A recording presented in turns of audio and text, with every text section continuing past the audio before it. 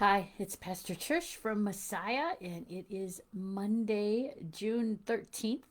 Just a reminder before I forget that this coming Sunday, June 19th, Father's Day, both of our worship services at 8:30 and at 10, both will be inside this coming Sunday, no matter what the weather. So you can leave your lawn chair in your car and come on into the worship space this coming week. We are continuing, this will be the second week as we continue our sermon series or worship theme series for the first part of the summer, where we're taking a closer look at a variety of different biblical characters and see what we might learn from them that can help us in our own faith journeys and walks in our world today. And today, or this coming Sunday, we'll be talking about Peter, and specifically about that issue of faith. Was Peter a disciple of great faith or of little faith or of something in between? Our gospel reading for Sunday will be from Matthew chapter 14, beginning with verse 22. And I'll read it for you here as you think about the amount of faith that Peter had. Immediately, Jesus made the disciples get into the boat and go on ahead to the other side while he dismissed the crowds. And after he had dismissed the crowds, he went up the mountain by himself to pray. When evening came, he was there alone. But by this time, the boat, battered by the waves, was far from the land, for the wind was against them. And early in the morning, Jesus came walking toward them on the sea. But when the disciples saw him walking on the sea, they were terrified, saying, "It is a ghost!" And they cried out in fear. But immediately Jesus spoke to them and said, "Take heart, it is I, do not be afraid." Peter answered him, "Lord, if it is you, command me to come to you on the water." He said, "Come." So Peter got out of the boat, started walking on the water, and came toward Jesus. But when he noticed the strong wind, he became frightened and began to sink. He cried out, "Lord, save me." Jesus immediately reached out his hand and caught him, saying to him, "You of little faith, why did you doubt?" When they got into the boat, the wind ceased, and those in the boat worshipped him, saying, "Truly, you are the Son of God." This is the gospel of our Lord. In a variety of places in our gospels, there's a slight difference when it comes to describing the gospels. Often in the gospel of Luke, Jesus tells his disciples they have no faith. But in many of the stories in Matthew, Jesus tells his gospels they are people of little faith. And that's what we heard today. But is it little faith or is it not? Because Peter did have enough faith to get out of the boat and did walk on water as well. So, what does that mean? I've been doing a little bit of reading in a book by one of my favorite authors, Mark Allen Powell, called Loving Jesus. And he has a chapter about people of little faith.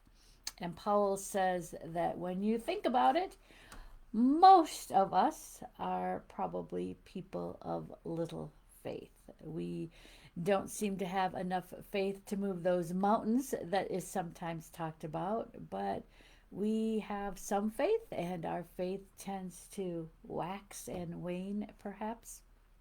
Paul goes on and says it might be important to talk about what we mean by faith. He argues that we all seem to have a certain amount of faith, and that nothing we can do actually ever really changes it. He argues that we get that faith through the gift of baptism, of course, but that no matter what we do, it's hard to grow our faith. Often our faith is what it is. We are either people of great faith or people of no faith or something in between. Paul says that to better understand faith, we should talk about what that means. And he likes to talk about it as, of course, it is a gift from God, but he says it's a basic capacity to trust in God. That's how he likes to define faith, a basic capacity to trust in God. And he says we all have some kind of a baseline, or we all have a certain amount of trust that we will give, that we can have, and there's not a lot that we can do that will change it. His argument is at least. And one of his quotes he says is, "What the Bible study and the prayers and the sermons and Holy Communion do for me, has done for me, is this: they have helped me to live more faithfully and more productively as a person for whom trusting in God still does not come easily." And so he confesses an inability to trust easily, and learning more about Jesus can make a difference. But that our amount of faith may not change as much. Another thing that Paul points out in many of our gospel readings is Jesus says they're people of little faith, but he doesn't necessarily say what to do about that.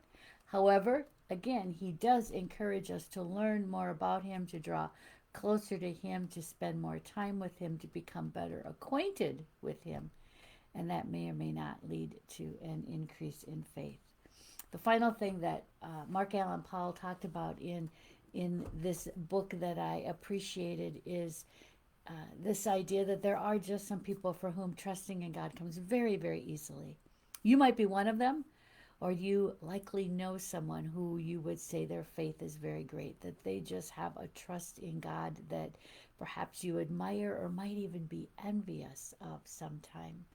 And one of the things that Mark Allen Powell points out is that trust, that amount of faith is wonderful, but they're often also not necessarily the people that God will call to do some of the more difficult work, the discipleship work, such as Peter and others, that they are able to witness to their trust, and that God also often uses people who might have this little faith to do the work of discipleship as well, to wrestle with their faith and their doubts in all of that. So, Peter, person of great faith, little faith, or somewhere in between?